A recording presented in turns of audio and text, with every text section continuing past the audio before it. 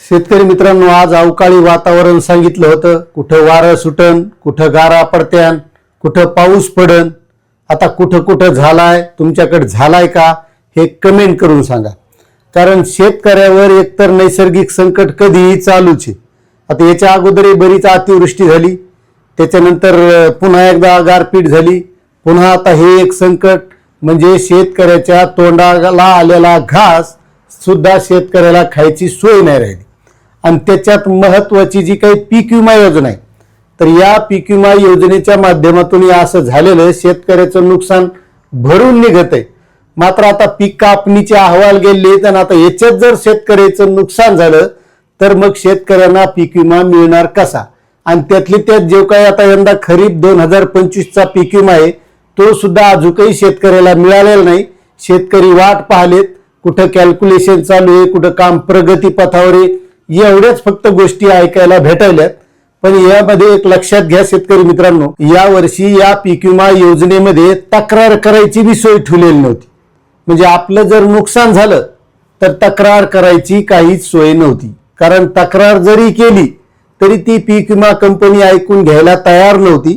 कारण पीक विमा कंपनीला जर फोन केला तर ती सांगत होती, तुमचा जो काही पीक विमा आहे, तुमच्या पीक कापणी आधारित जे काही उंबरठा उत्पादन आहे त्याच्यात घट आली तरच तुम्हाला पीक विमा मिळेल.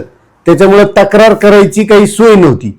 आणि आता जी काही पीक विमा कंपनीचा शासन निर्णय काढलेला होता त्याच्यात असं सांगितलेलं आहे की जर तुम्हाला पीक विमा आला नाही किंवा पीक विम्याच्या संदर्भातली जी अडचण असेल तर ती तुम्हाला तुमच्या जिल्ह्यासाठी जी पीक विमा कंपनी आहे त्या पीक विमा कंपनीला मेल करायचा किंवा त्यांचा जो काही कस्टमर केअर नंबर आहे त्याच्यावर फोन लावायचा.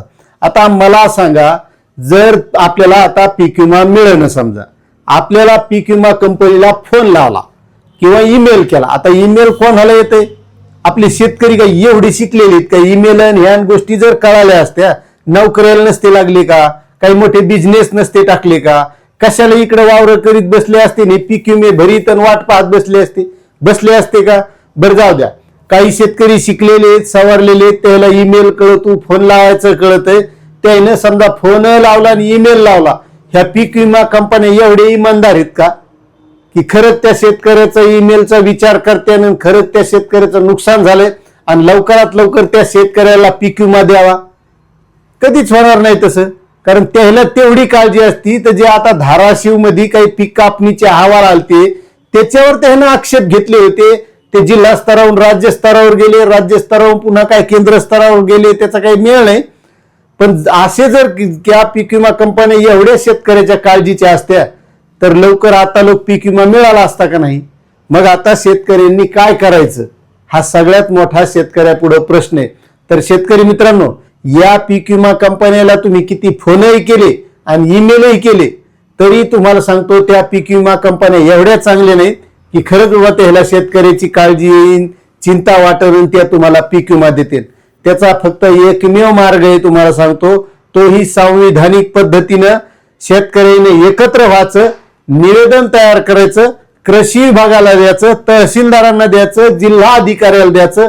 याच्याशिवाय दुसरा पर्याय नाही. आणि तुमचे जे काही स्थानिक आमदार असतील यायला तिकडं बोलायला लावायचं. बाकी दुसरा काही पर्याय नाही जर पीक विमा मिळवायचा असेल तर. नाहीतर काही नाही, असेच दिवस निघून जातात आणि वेळ निघून गेला आपल्याला इसर पडतो. आपण कोणते एवढे बुद्धिमान आहेत या सगळ्या गोष्टी पुन्हा वारंवार ध्यानात ठेवा? आपल्या ध्यानात राहत नाही. आता तुम्ही मागच अतिवृष्टी बऱ्याच लोकांची आली नाही, आली का पाहत बसले, वाट आता इसरून चाललेत. म्हणजे ध्यानातही ठेवत नाहीत की आपल्याला आली नव्हती. म्हणजे वर्ष निघून जाते, म्हणजे माग सपाट आणि पुढं पाठ असं आपलं काम आहे. त्याच्यामुळे जो काही खरीप 2025चा पीक विमा आहे का ते मेलन कंपनीला फोन लावून काही होणार नाही. आपल्याला त्यासाठी एकत्र यावं लागेल. तहसीलदारांना निवेदन, कृषी अधिकाऱ्यांना निवेदन, कलेक्टरला निवेदन. आणि हे एकट्या दुकट्या तालुक्यात होऊन नाही, सगळ्या महाराष्ट्रातल्या तालुक्यातील शेतकऱ्यांनी करायचं. आणि जोपर्यंत अशी मागणी आपण करणार नाही पीक विमा देण्याची तर मिळणार नाही भाऊ. कारण आता लोक तुम्ही पाहत असताना शेतकऱ्याला कोणत्या गोष्टी सहजासहजी मिळत नाही, त्याच्यासाठी झगडावं लागत आहे. म्हणजे जसं निसर्गासोबत झगडावं लागत आहे, वावरात आपल्या पेरावं लागतंय, खत घालावं लागतंय, वारं येतंय, वावधान येतंय, वाहुनी होतंय, वाहून जातंय, म्हणजे आपण निसर्गाशी जर झगडू शकतो तर मग या शासन व्यवस्थेशी झगडायला आपल्याला काहीच हरकत नाही. संविधानिक पद्धतीने निवेदन तयार करायचं, शेतकऱ्याचे नाव टाकायचे, त्याच्यावर आपले सह्या करायच्या आणि सविस्तर निवेदन द्यायचे, त्याच्याशिवाय पीक विमा मिळणार नाही. आता तुम्हाला याच्याबद्दल काय वाटत आहे ते तुम्ही कमेंट करून सांगा. माहिती आवडत असेल तर आपल्या चॅनलला सबस्क्राईब करा. धन्यवाद.